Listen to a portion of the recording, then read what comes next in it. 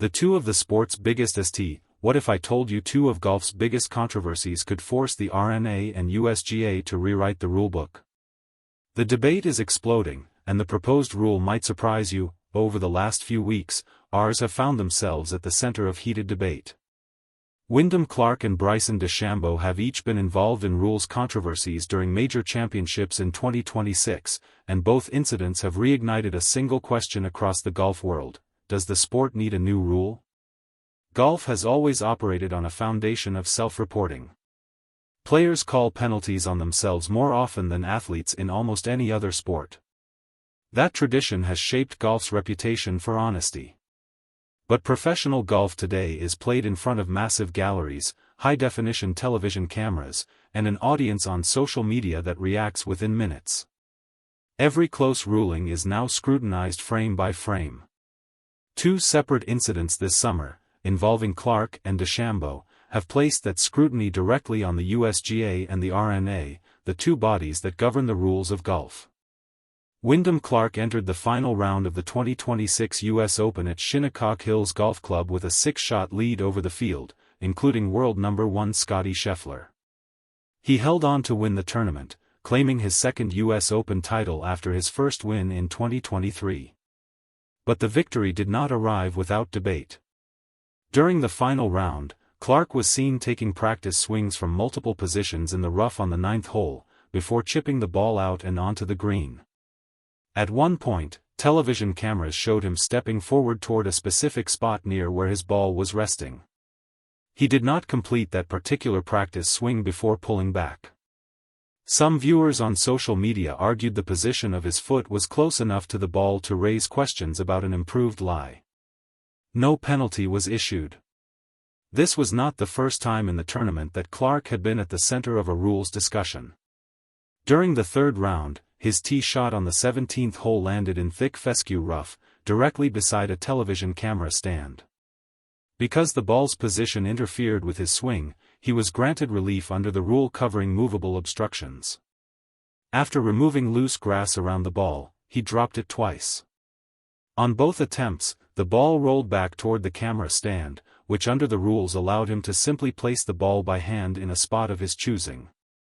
The USGA rulebook states that loose impediments and movable obstructions can be moved anywhere on or off the golf course, including in bunkers and penalty areas. The ruling technically followed procedure. Still, it drew visible frustration from fans watching the broadcast. One fan wrote online that the USGA should feel bad about how the situation unfolded. The criticism wasn't necessarily aimed at Clark himself, but at how much room the current rulebook leaves for interpretation in situations like this. This wasn't an isolated pattern for Clark either. He had been involved in similar rules discussions before. Earlier incidents at the Arnold Palmer Invitational involved him patting down grass near his ball and later receiving a free drop from a pitch mark in the fairway. In both cases, he was cleared of any rule violation. Even back in 2024, at that same event, he faced criticism after forcefully placing his club behind the ball several times in the rough, with video appearing to show slight movement of the ball. He addressed the criticism directly at the time, saying, "I'm not cheating or anything like that or trying to improve my lie." He was not penalized on that occasion either.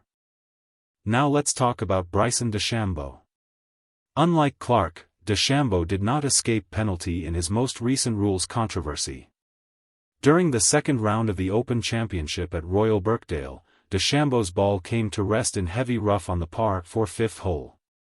As he stepped around the ball to assess his shot, officials from the R&A determined that his movement through the grass had unintentionally improved the area around his lie. He was assessed a 2-stroke penalty. DeChambeau was reportedly unhappy with the decision.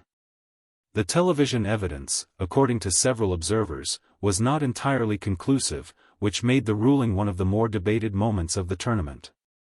Almost immediately, fans and analysts began comparing the incident to what had happened with Clark weeks earlier at the U.S. Open, since both situations involved a player moving through rough grass near their ball. Golf Channel analyst Brandel Chambly addressed the comparison directly on air. He explained that officials generally give players the benefit of the doubt when the evidence is unclear, noting that the situation involving Clark was nowhere near as definitive as the evidence against Bryson.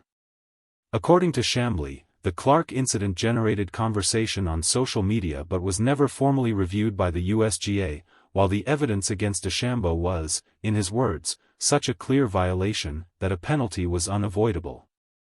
That distinction is exactly why this conversation has grown bigger than any single player.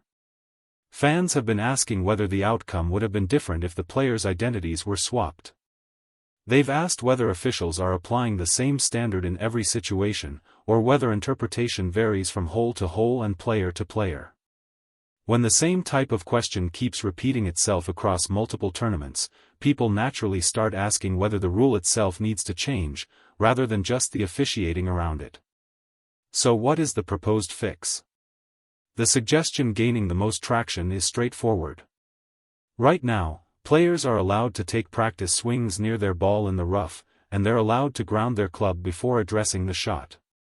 Both actions create opportunities, intentional or not, to press down grass and change the lie before the shot is even played. The proposal is to ban practice swings when a player's ball is resting in the rough, and to prevent players from grounding their club until they are fully ready to play the shot. Under this rule, once a player begins to address the ball and makes contact with the surrounding grass, their club selection would be locked in, even if the lie turns out to be worse than expected. This is similar to how bunker rules already work, where a player is not allowed to ground their club before the shot, no matter how difficult the lie appears.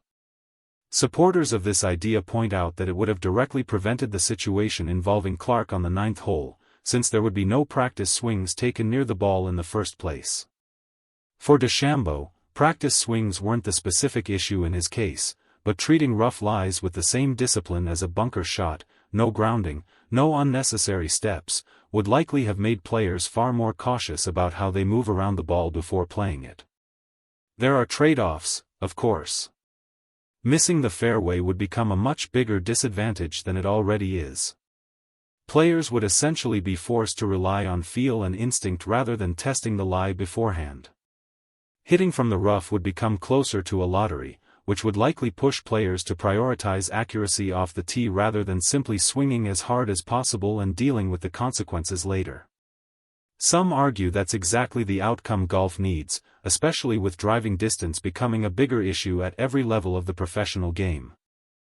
Critics of the idea will point out that even this new rule would not eliminate every gray area. A version of DeChambeau's situation in Southport could still happen, since players would still need to walk toward their ball to assess a shot, even without practice swings or grounding the club. The difference is there would be far less reason for a player to take multiple steps around the ball once practice swings are removed from the equation entirely. This debate is also playing out alongside another major discussion in professional golf, the golf ball rollback. That change, which would reduce how far modern golf balls travel at the highest level of competition, has already been delayed by the governing bodies. Doubts about its actual impact grew louder after Cameron Young won the Cadillac Championship using what was reportedly a fully conforming golf ball under current specifications, without needing the rollback to be in effect. For some, that result raised the question of whether banning practice swings and club grounding in the rough might do more to protect the integrity of the sport than the ball rollback ever will. The USGA and the R&A do periodically review and update the rules of golf, and both organizations have made significant changes in the past when situations demanded it. But any new rule has to work at every level of the sport, not just for major championships. It has to apply just as cleanly to a weekend club competition as it does to a US Open final round at Shinnecock Hills or an Open Championship at Royal Birkdale. That's exactly why governing bodies tend to move carefully rather than reacting immediately to a single controversial moment, even when that moment involves two of the sport's most recognizable names within the same month. Still, the pattern is difficult to ignore. Two major championships. Two separate incidents involving grass, rough, and questions about improved lies. One player penalized, one player cleared, and an entire golf audience left wondering whether the outcome would have been the same if the situations were reversed.